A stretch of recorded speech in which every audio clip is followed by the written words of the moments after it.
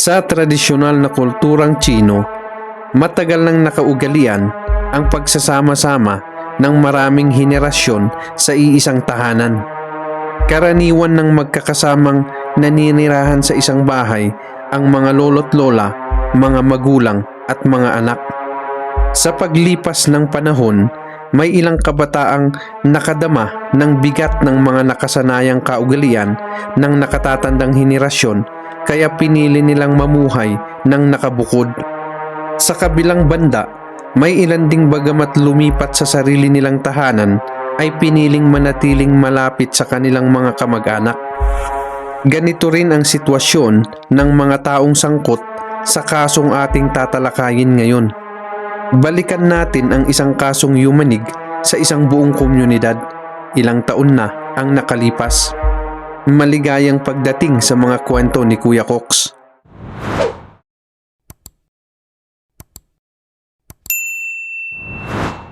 Matatagpuan ang Yema Village sa Kujing City, Yunnan Province, China. Isa itong maliit na pamayanang rural na may humigit kumulang 30 kabahayan lamang. Maayos ang samahan ng mga residente rito at bagamat hindi gaanong maunlad ang kanilang ekonomiya, hindi rin naman ito maituturing na isang mahirap na lugar. Tulad ng maraming tradisyonal na komunidad sa China, karaniwan pa ring magkakasamang naninirahan sa iisang tahanan ang iba't ibang henerasyon ng isang pamilya. Noong Setyembre 29, 2016, nagtungo ang isang babaeng nagngangalang Yang kasama ang kanyang asawa sa bahay ng kanyang mga magulang sa Yema Village. Bago sila bumiyahe, bumili sila ng maraming prutas bilang pasalubong. Matagal na rin kasi silang hindi nakadalaw, kaya nais niyang na mas marami kaysa karaniwan ang kanyang maiuuwing regalo para sa kanyang mga magulang. Pagdating nila sa harap ng bahay, agad nilang ibinaba ang mga dala nila mula sa sasakyan. Ngunit may isang bagay na agad napansin niyang. Kahit maliwanag na ang umaga, wala pa ring bakas ng kanyang mga magulang na karaniwan ay maaga nang nagigising. Hindi rin nakalak ang gate at alam niyang inaasahan sila ng kanyang mga magulang dahil sinabi na niya ang kanilang pagbisita noong nakaraang gabi. Habang lalo siyang kinakabahan, dali-dali siyang pumasok sa bakuran at paulit-ulit na kumatok sa pinto. Ngunit walang sumasagot. Nang itulak niya ang pinto, napansin niyang hindi rin ito nakakandado. Ilang sandali lamang ang lumipas nang bigla siyang mapasigaw sa matinding takot matapos tumambad sa kanya ang isang nakapangingilabot na tanawin. Nakahandusay sa loob ng bahay ang walang buhay na katawan ng kanyang ama at ina. Nakadapa ang kanyang ama sa sahig, naliligo sa sariling dugo at may halos 10 saksak sa iba't ibang bahagi ng katawan. Ang pinakamalalim na sugat na mahigit 10 sentimetro ang haba ay nasa kanyang likod at umabot hanggang sa laman na pinaniniwalaang naging sanhi ng kanyang pagkamatay. Samantala, natagpuan naman ang kanyang ina na nakasubsob sa isang upuan at may mga sugat ding dulot ng kaparehong uri ng sandata.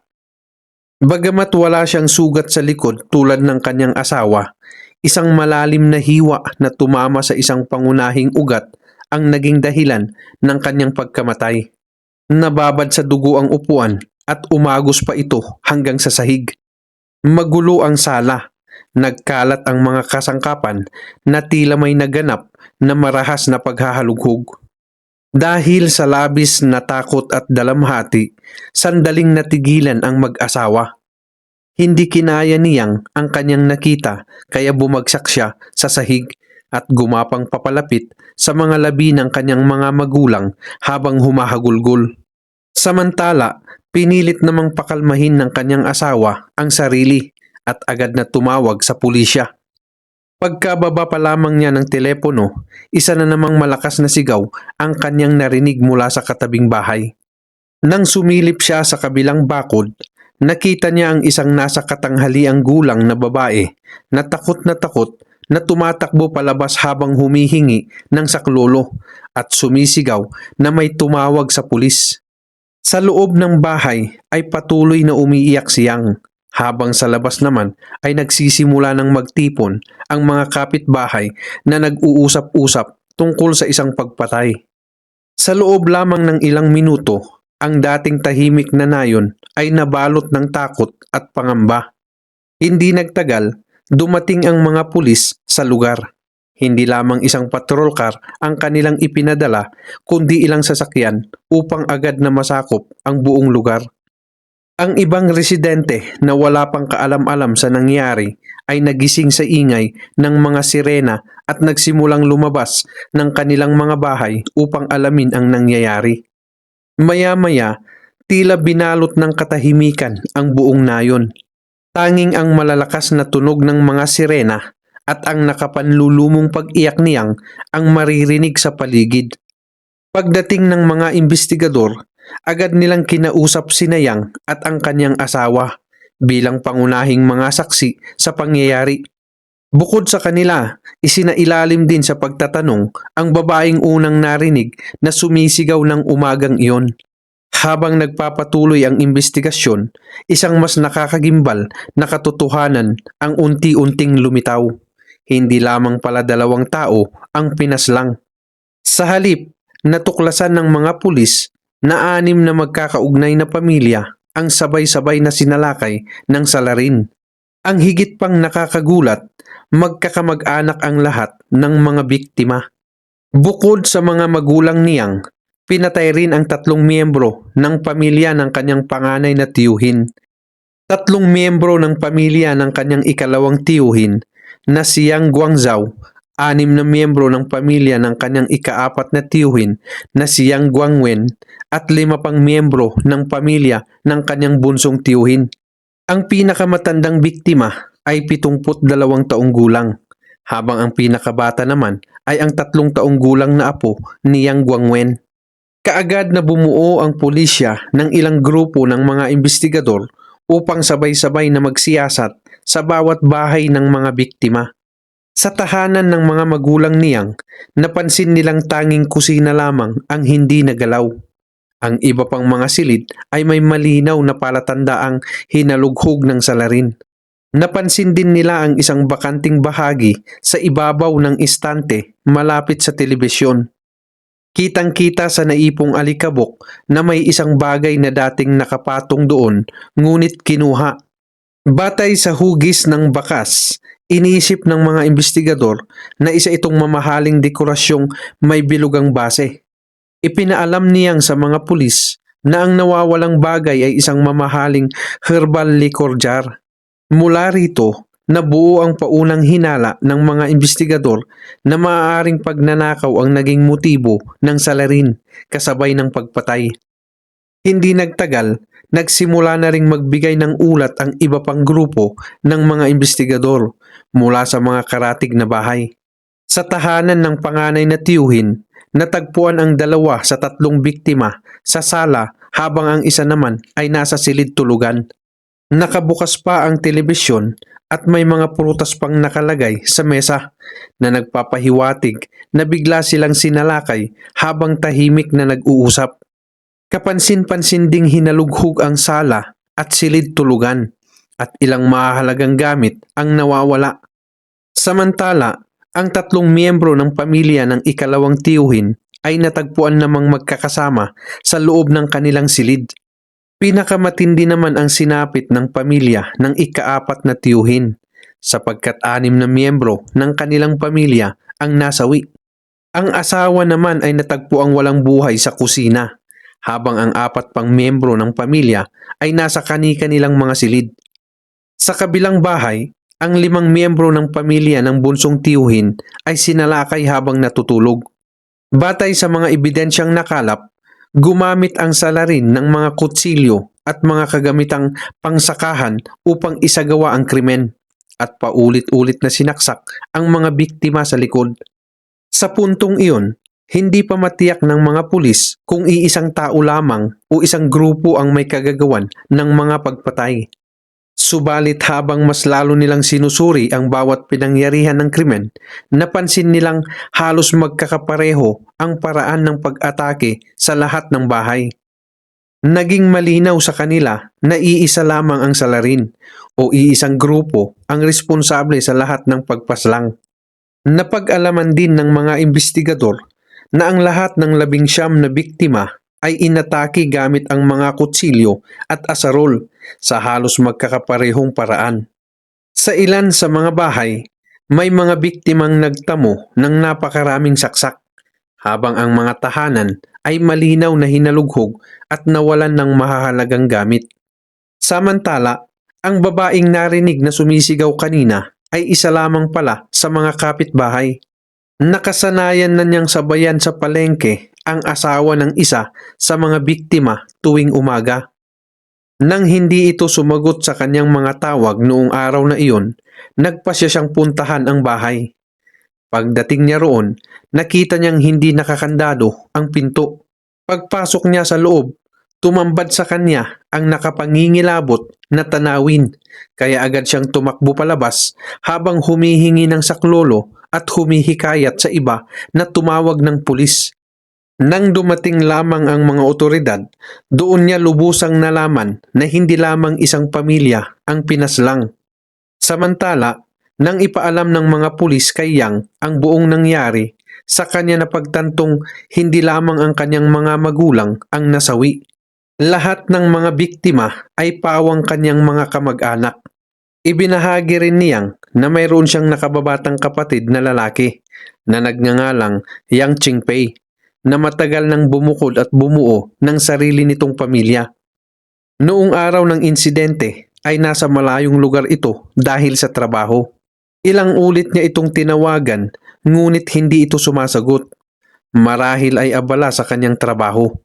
Kaya sa halip, ang kanyang hipag ang kanyang kinausap at kinumpirma nitong nasa trabaho nga si Yang Qingpei. Hindi pa alam ng mga pulis kung paano tatanggapin ni Yang Qingpei ang balitang halos buong angkan nila ang naging biktima ng massacre. Ang mga napatay ay pawang magkakapatid ng ama ni Yang at magkakalapit na naninirahan sa gilid ng burol sa loob ng nayon. Habang nagpapatuloy ang investigasyon, nagsimula na ring kumalat ang iba't ibang haka-haka sa mga residente. May mga naniniwalang isang grupo ng mga kriminal mula sa labas ng nayon ang may kagagawan ng pagnanakaw at pagpatay. Mayroon ding naghinalang maaaring isang taong may matinding alitan sa pamilya Yang ang responsable sa malawakang pag-ataking ito. Hindi rin basta-basta nabuo ang unang teoryang iyon. Sa mga nakaraang buwan, sunod-sunod ang mga insidente ng pagnanakaw sa mga karatig na lugar. Bagamat wala pang nasasawi sa mga naunang krimen, marami na ang nasugatan. At sa isang insidente ay may biktima pang tinangkang abusuhin ngunit nakatakas din. Matagal nang tinutugis ng pulisya ang grupong ito ngunit palagi silang nakakaligtas. Madalas silang lumipat ng lugar at gumagamit ng iba't ibang paraan upang makaiwas sa mga otoridad. Dahilan upang mahirapan ang pulisya ng Yunnan na madakip sila. Sa mga unang oras ng investigasyon, inisip ng mga pulis na posibleng ang parehong grupo rin ang nasa likod ng massacre sa Yema Village. Kaya noong araw ding iyon, naglagay sila ng maraming checkpoint sa iba't ibang bahagi ng Yunnan, lalo na sa paligid ng Kujing City, sa paniniwalang maaaring naroon pa ang salarin. Mahigit isang oras lamang matapos ipatupad ang operasyon, may isang kahina-hinalang lalaki na nagtangkang umalis ng lungsod ang naharang ng mga pulis. Sa tulong ng naunang salaysay ng babaeng nakaligtas sa mga magnanakaw, nakilala nila ang lalaki bilang isa sa mga miyembro ng grupong matagal na nilang hinahanap. Nagpakilala ito bilang Li Weicheng, 37 taong gulang. Ngunit nang tanungin siya tungkol sa massacre sa Yema Village, kapansin-pansin ang kanyang naging reaksyon. Nagulat umano siya at mariing iginiit na hindi pa siya nakakarating sa naturang nayon. Ayon kay Li Weicheng, mahigit isang linggo bago ang insidente ay umalis na sa Yunnan ang iba pa niyang kasamahan dahil sa mas pinaigting na operasyon ng pulisya. Napagkasunduan nilang pansamantalang magtago at hintayin humupa ang sitwasyon bago muling gumawa ng krimen. Ipinaliwanag din niyang naghiwa-hiwalay sila upang hindi mahalata at upang kung may isa mang mahuli ay hindi madadamay ang iba.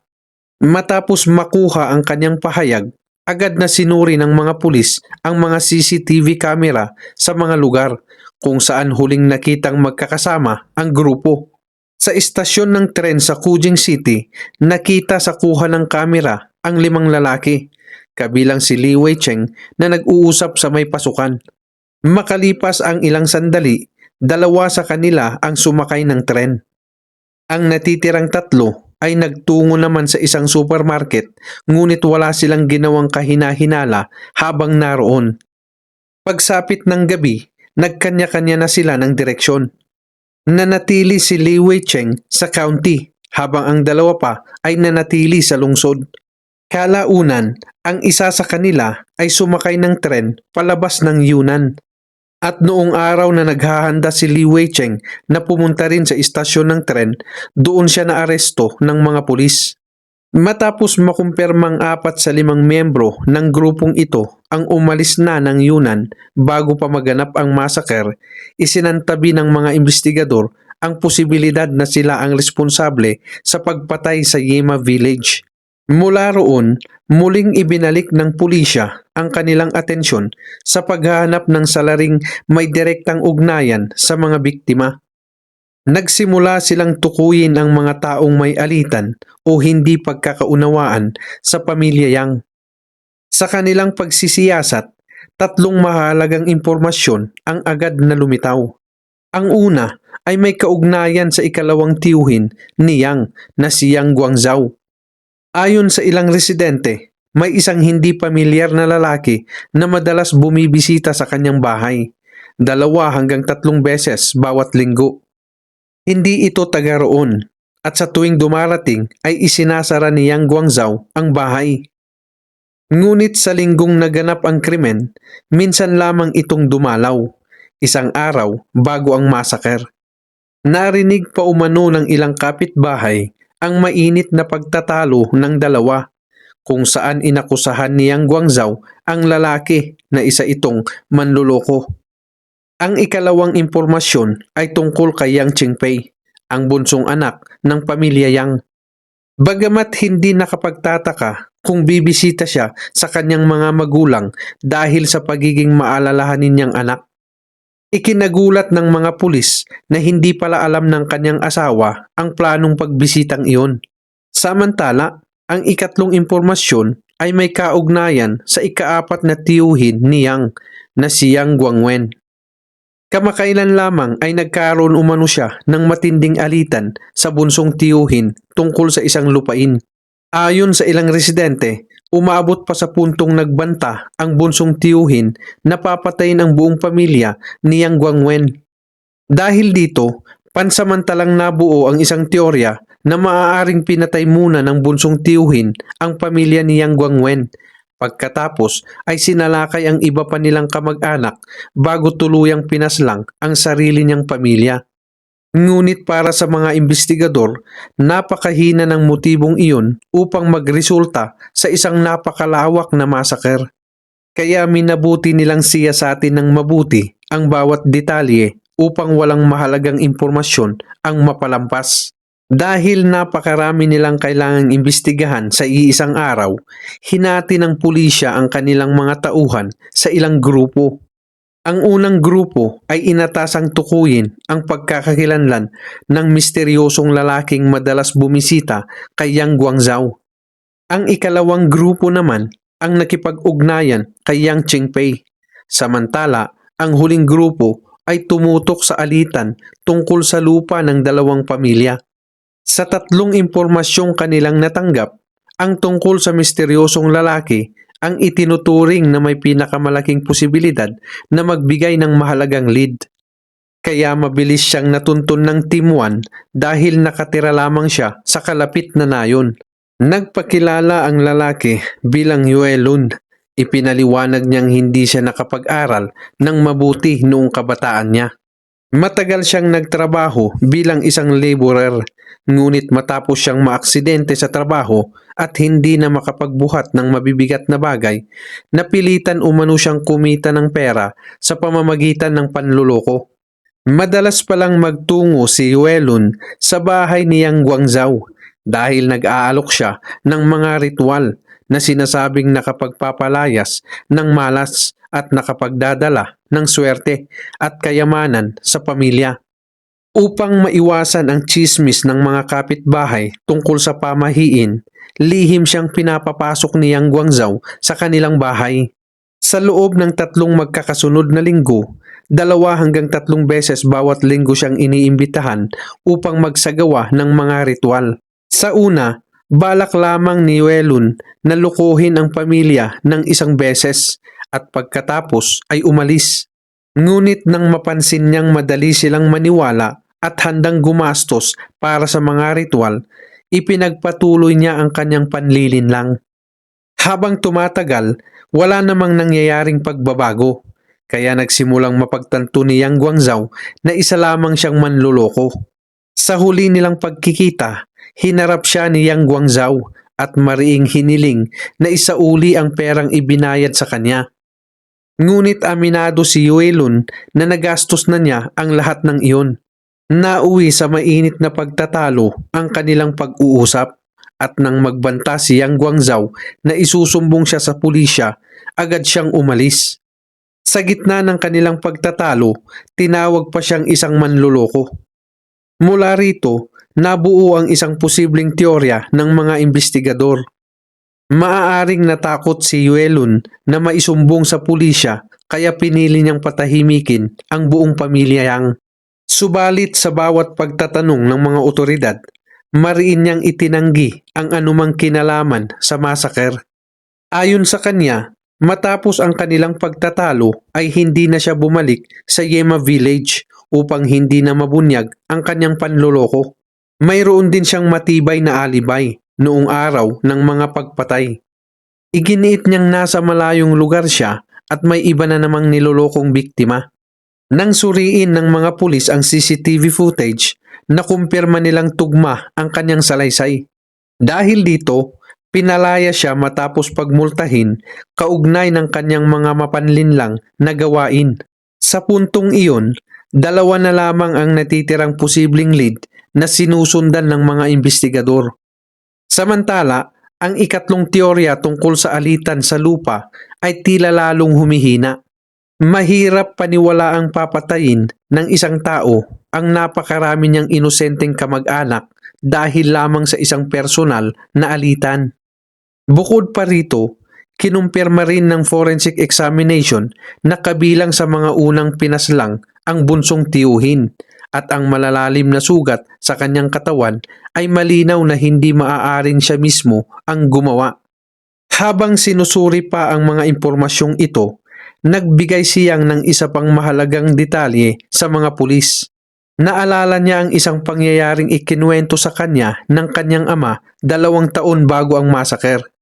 Noong panahong iyon, nagsagawa ang pamilya ng isang malaking salo-salo upang ipagdiwang ang bagong trabaho ng kanyang ika-5 tiyuhin at ang pagsilang ng 2 bagong sanggol sa kanilang angkan.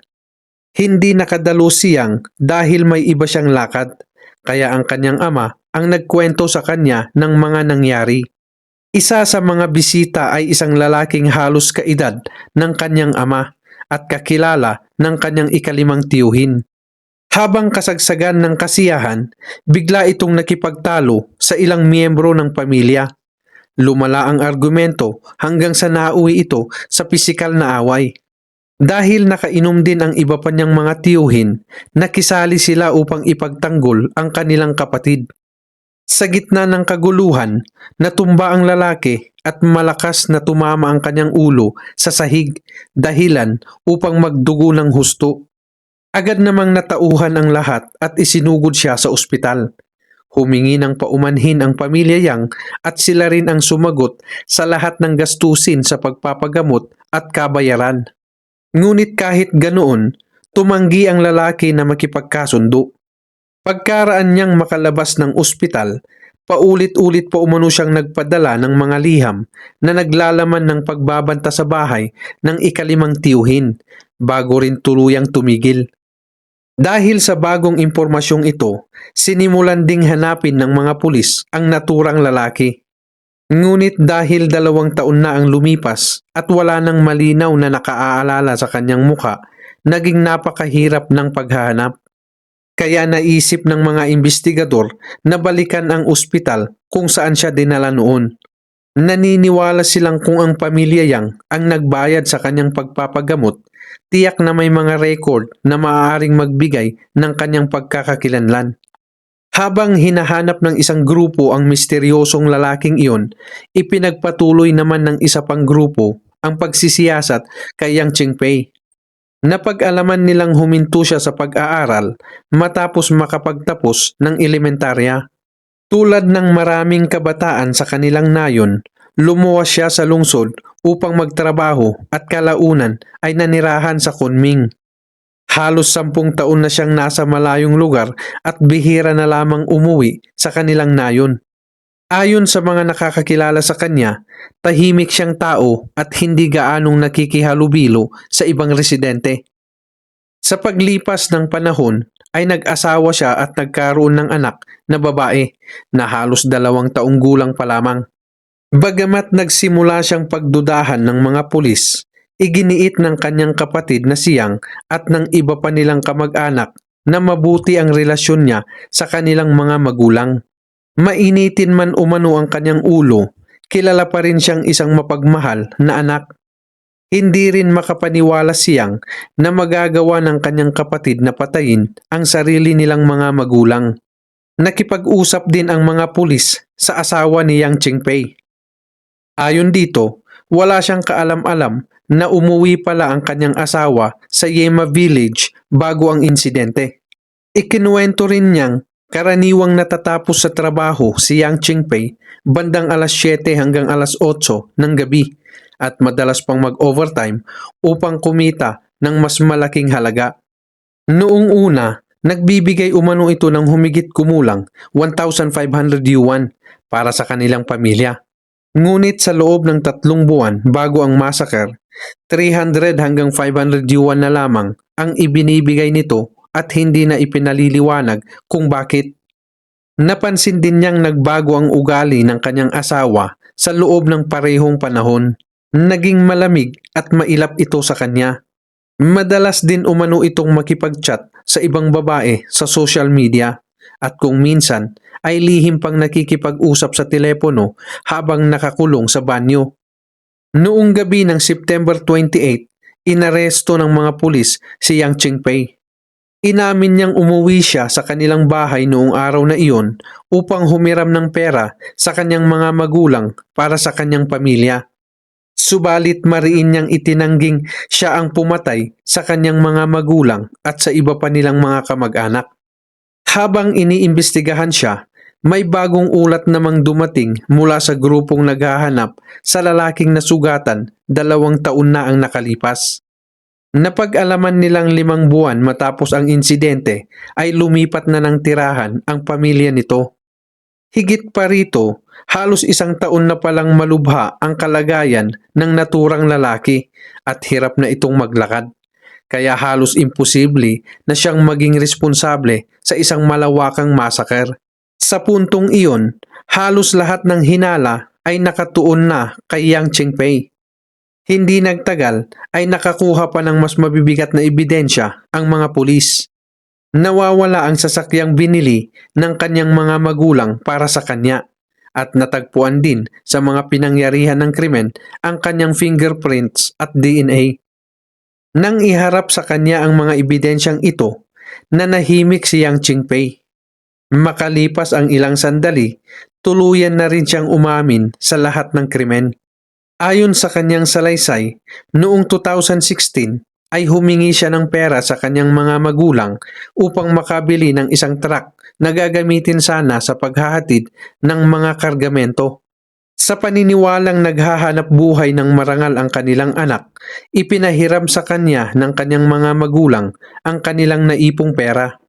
Ngunit sa halip na gamitin ito sa negosyo, isinangla niya ang truck dahil sa kanyang matinding bisyo sa pagsusugal. Nanghiram pa siya ng karagdagang 19,000 yuan at natalo rin niya ang lahat ng perang iyon sa sugal. Tuwing sumasahod siya, halos lahat ng kanyang kinikita ay napupunta sa pagsusugal at pagbabayad ng utang. Kaunting halaga na lamang ang naiiwan para sa kanyang asawa at anak. Dahilan upang madalas siyang pagsabihan at pagalitan ng kanyang asawa. Unti-unti siyang napuno ng pagkadismaya at galit. May mga pagkakataon pa umanong sinisisi niya ang kanyang mga magulang sa kanyang kalagayan dahil hindi raw sila mayaman. Noong September 28, 2016, muli siyang umuwi upang humingi ng pera sa kanyang mga magulang para ipambayad sa kanyang mga utang. Nang tumanggi ang mga ito, nagalit siya at gumamit ng asarol upang patayin ang kanyang ama at ina. Alam niyang nakita siya ng mga kapitbahay na pawang mga kamag-anak din niya nang umuwi siya sa nayon. Kaya upang walang matirang makapagturo sa kanya bilang salarin, isa-isa niyang pinatay pa ang 17 pang membro ng kanilang angkan. Matapos ang krimen, natakot siya sa sarili niyang ginawa. Ngunit higit pa roon ang takot niyang masingil ng kanyang mga pinagkakautangan. Hinalughog niya ang mga bahay ng kanyang mga kamag-anak, kinuha ang mga mahahalagang gamit at perang kanyang nakita, saka tumakas pabalik sa Kunming. Sa paglilitis, inamin ni Yang Chingpei ang lahat ng kanyang ginawa at humingi ng paumanhin sa kanyang buong pamilya. Ipinaliwanag niyang lumubo ang kanyang mga utang sa sugal dahil sa patuloy na pagtaas ng interes at sa pagkakautang niya sa mga loan shark. Sa matinding desperasyon, pinili niyang kitilin ang buhay ng sarili niyang mga magulang at mga kamag-anak. Noong July 28, 2017, inanunsyo ng Kujing Intermediate People's Court sa Yunnan Province ang hatol sa unang paglilitis sa kasong isinampa laban kay Yang Chingpei.